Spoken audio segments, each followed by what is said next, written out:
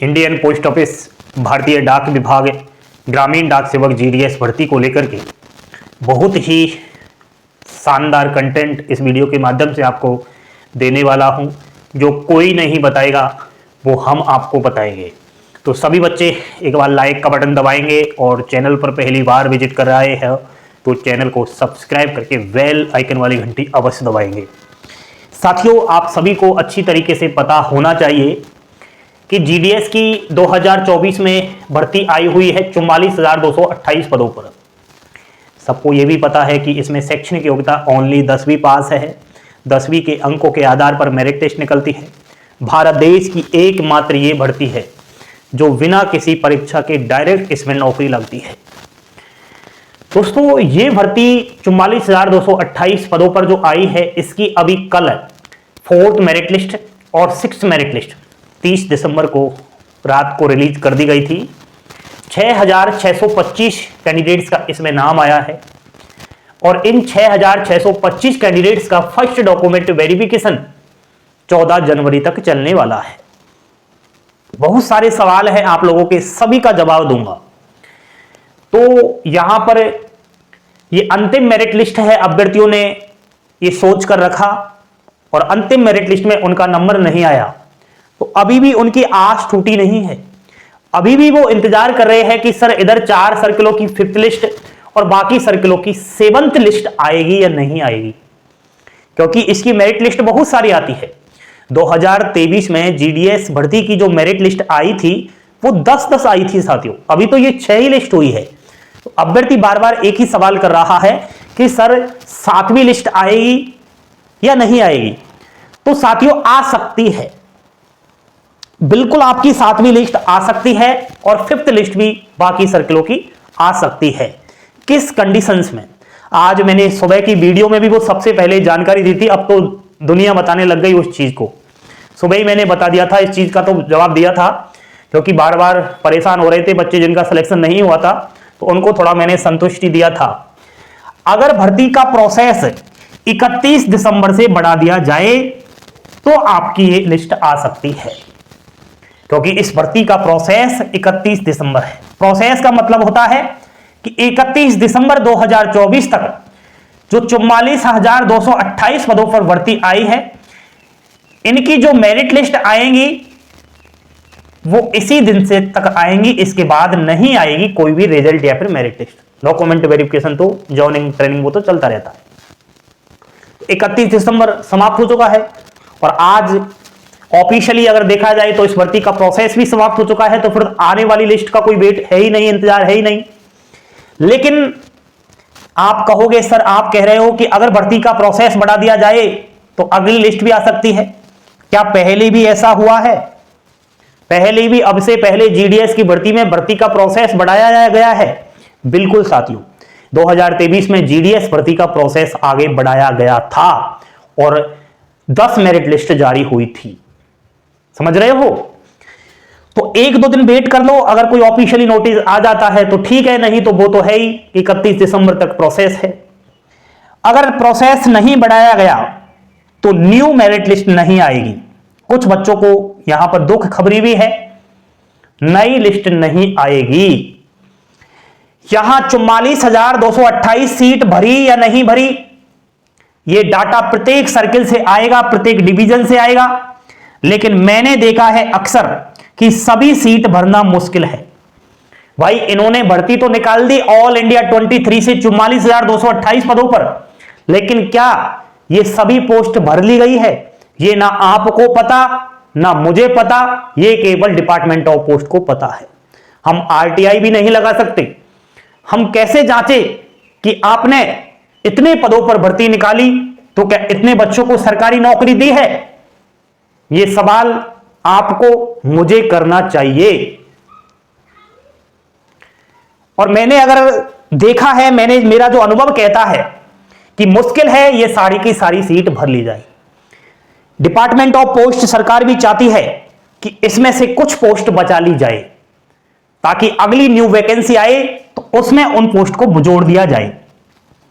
फिर बता दिया जाएगा कि देखो फिर से हमने 40,000 पदों पर भर्ती निकाली, 2023 में 83,000 पदों पर निकाली, 2024 में 44,000 पदों पर निकाली, 2025 में 1 लाख पदों पर निकाली।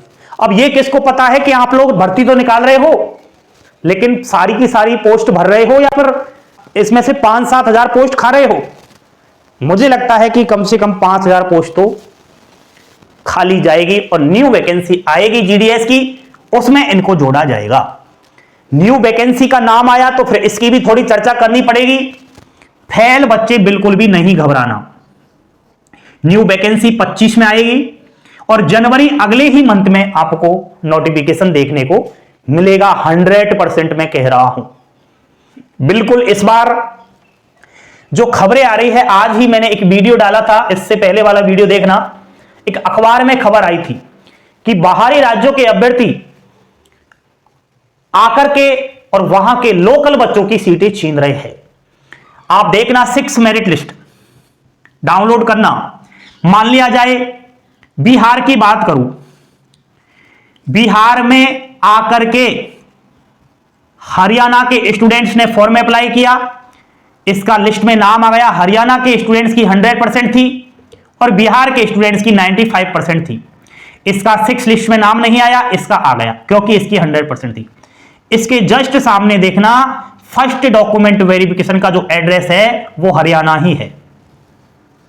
मेरा कहने का मतलब कि बाहरी राज्यों के अभ्यर्थियों ने हमेशा सीट छीनी है और जैसा कि अखबार में खबर आई, कोरोना काल के दौरान प्रमोट हुए स्टूडेंट्सों ने गजब का कमाल किया है साथियों।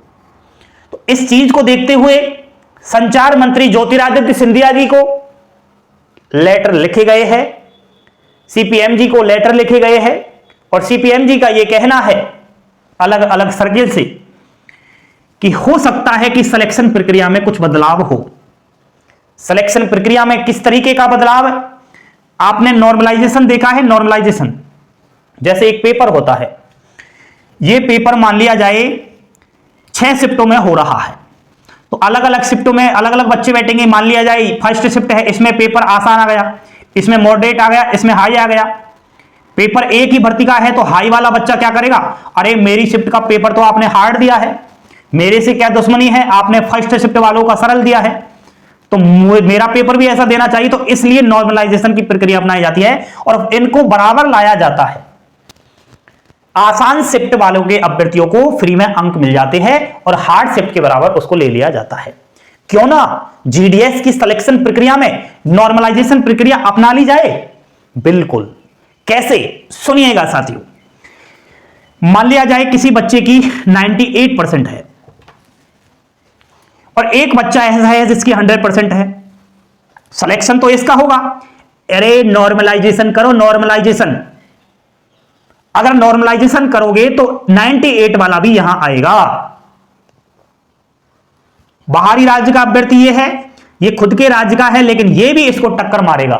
ये पूछेगा अरे भाई तू क्यों आया है यहां पर, तेरा क्या काम है, तू इतनी दूर से जीडीएस की नौकरी करने आया है, तेरी सैलरी तो मात्र 18,000 रुपए होगी। ये बोलता है नहीं रुक जा, 2 साल नौकरी करूंगा बस तेरे राज्य में, 2 साल करूंगा नौकरी, फिर मैं मेरे ही राज्य में ट्रांसफर ले लूंगा। यह है सच्चाई साथियों, जो कोई नहीं बताता। तो हो सकता है विचार विमर्श किए जा रहे हैं, एग्जाम्स तो मुझे नहीं लगता कि इसमें हो, लेकिन नॉर्मलाइजेशन चयन प्रक्रिया में अपना लिया जाए। देखते हैं, बाकी हमारी कोशिश तो पूरी है। सरकार तो आज विचार कर रही है, डिपार्टमेंट ऑफ पोस्ट तो अपना आज विचार कर रहा है। हमने तो 3 साल पहले ही विचार कर लिया था।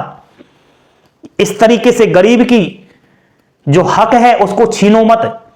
ऐसे तो आपने कोरोना काल के दौरान कुछ राज्यों के 100% नंबर ले लिए, बाकी राज्यों के बच्चे क्या भेड़ बकरियां चराए, वो क्या पकौड़ी बेचे, क्या चाय की ठेली लगाए, वो इंसान नहीं। और सच्चाई अगर देखूं तो जिसके 100% है जिंदगी में, उस राज्य में आज तक किसी के 100% नहीं बने 10वीं में, आज तक का रिकॉर्ड है। और दूसरी सच्चाई अगर देखूं तो 100% वाला युवा जीडीएस की नौकरी लिया है और नौकरी करने के बाद उससे नौकरी नहीं करी गई, क्योंकि जीडीएस का काम क्या होता है? चिट्ठियां बांटना, चिट्ठियों पर पते होते हैं, उस पते पर जाना पड़ता है। एक 100% वाला बच्चा, टॉप क्लास बच्चा सिलेक्शन तो ले लिया, नौकरी तो ले ली, लेकिन डाक विभाग की चिट्ठियों में जो एड्रेस लिखा होता है वो उससे ठीक से नहीं पढ़ा गया, हिंदी तक नहीं पढ़ी गई। ये सच्चाई है। चिट्ठियां फेंक कर भाग रहे हैं, चिट्ठियों को जला रहे हैं, ये वही है जिनका बिना किसी 10th में एग्जाम्स लिए और डायरेक्ट 100% दे दिया। तो कुछ तो होगा, हम पूरी कोशिश कर रहे हैं, आप धैर्य बनाओ। और मेरी तो पूरी कोशिश है, क्योंकि मैंने पिछले 3 साल से देखा है कि एक 60, 70, 80, 90% वाले का दर्द क्या होता है। 6 लिस्ट जारी कर दी इन लोगों ने, और तभी भी इनसे 100% वाले बच्चे नहीं हट रहे। तो ऐसे करो ना, जीडीएस भर्ती को 100% वालों के हवाले कर दो, 1 साल के लिए निकाल दो लाखों पदों पर भर्तियां। हम तो पहले ही मर रहे हैं और हम जी लेंगे 1 साल बाद, दोबारा हमारे लिए निकाल लेना 60-70% वाले बच्चे। बेचारे 60-70% वाले बच्चे तो इतना भी धैर्य रखते हैं, लेकिन कुछ तो करो ना। तो ये है दोस्तों आपके लिए नई अपडेट। जानकारी पसंद आई हो लाइक शेयर सब्सक्राइब, और बहुत सारी इंपोर्टेंट बातें करते रहेंगे। आप चैनल को सब्सक्राइब करें और लाइक करें। थैंक यू, धन्यवाद। जय हिंद, जय भारत।